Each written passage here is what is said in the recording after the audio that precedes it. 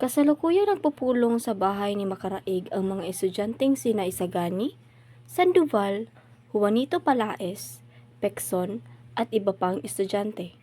Paksa ng kanilang pagpupulong ang tungkol sa pagpapatayo ng Akademyang Wikang Kastila. Sa dahilang ang pagtutuloy gagawin sa gabi ay maaaring sabihing magiging daan ng hindi mabuting asal at ugali, gaya sa pangyayari sa paaralan sa Malolos, nakasisira sa karangalan ng universidad. Kung makasira, ang universidad ay mapipilitang sumang-ayon sa kailangan ng mga nag-aaral.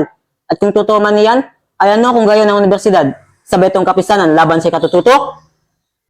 Dahan-dahan mga Ginoo, ako'y hindi makapraili at alam niyo ang aking simulaing makabago. Ngunit, kailangang aminin natin na ang kay Cesar ay kay Cesar, ang paralan ng artis officious na ang mga praili ang siyang magsumikap.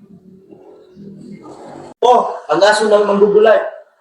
Ngunit, samantalang wala tayong nalalamang masamay, huwag tayong magkamali ng hinala sa kalayaan at pagsasarili ng pamalaan. Ang liwanag ay namamanaag na, binuksan na ng Espanya ang silangan para sa Pilipinas. Nagbabago na ang panahon at umaayon na sa ating hinihingi. At batid kong higit sa ating inakala, ang pamahalaang ito ayoy sa inyo'y humihina at nararapat palakasin at ipakita ang pagtitiwala sa Kanya. Ang pamahalaang ito na ayoy sa inyo'y humihina at nararapat palakasin at ipakita ang pagtitiwala sa Kanya.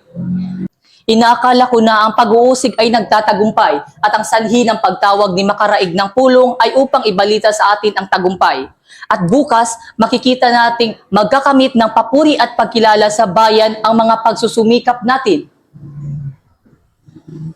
Umugong ang masigabong palakpakan, niyakap ng mga tagapakinig si Sandoval.